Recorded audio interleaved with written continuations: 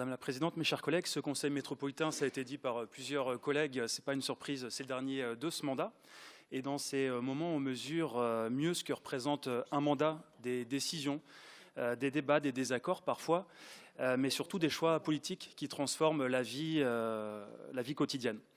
Donc permettez-moi de faire un pas de côté nantais aussi et au-delà des transports collectifs traités dans cette délibération, d'aborder notre politique cyclable en complément de ce qui a été dit par Nicolas Martin. Je voudrais d'abord saluer l'ensemble des élus des 24 communes de notre métropole. Nous avons la chance dans notre métropole nantaise d'avoir su travailler collectivement au-delà de nos appartenances politiques et je peux vous dire que ce n'est pas le cas partout en France, ce n'est pas le cas partout en Europe.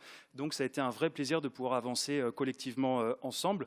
Car oui, quelles que soient nos sensibilités politiques, dans l'esprit fédérateur d'un établissement public de coopération intercommunale, je regarde mon cher Alain Vey, nous avons travaillé sur un sujet transversal, la manière dont on se déplace, dont on habite notre territoire, dont on partage l'espace public.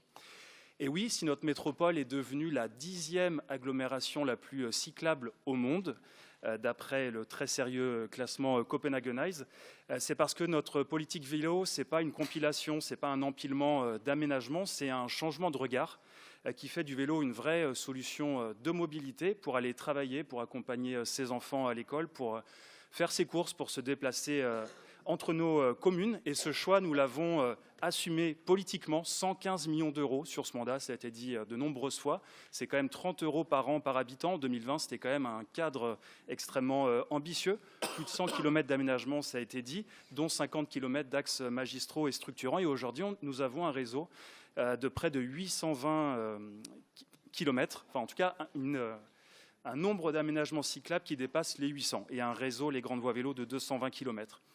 Alors de Carquefou à Couëron, de Saint-Sébastien à Orvaux, ce réseau, nous l'avons voulu lisible, continu, rassurant, avec donc ces grandes voies vélo. Et avec une ambition simple mais forte, quand on monte sur ce vélo, on doit savoir où l'on va et surtout s'y sentir en sécurité. C'est un choix de société. Et cette politique, et ça c'est évidemment extrêmement important pour nous, elle est aussi sociale, notamment avec la tarification solidaire pour la location et l'acquisition. Ça aussi, on a l'habitude d'en parler ici en Conseil métropolitain, on s'y est habitué. Mais je peux vous dire que quand on va dans des congrès européens et qu'on parle de notre tarification solidaire sur le vélo, beaucoup de personnes nous envient, beaucoup de villes nous envient. Je me souviens notamment au dernier congrès en Pologne il y a 6 mois, des grandes villes, des grandes métropoles comme Stockholm notamment, sont venues nous voir et nous enviaient.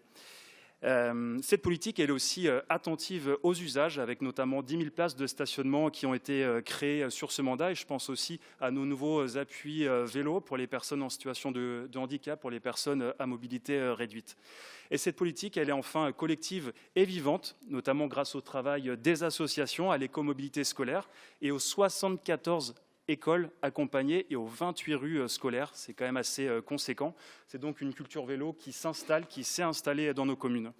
Et je vais terminer, je veux dire ici très sincèrement le grand plaisir que j'ai eu à travailler avec les agents, mais aussi avec tous les collègues, avec toutes les collègues de toutes les communes, et en particulier avec Nicolas Martin, dont c'est le dernier conseil métropolitain, et pour son humanisme, son écoute, son sens du dialogue et cette capacité précieuse à faire avancer une politique publique exigeante sans jamais perdre le lien avec le terrain. Et donc ce bilan, ce n'est pas une fin, c'est un cap dans un contexte climatique, social et démocratique qui est très exigeant.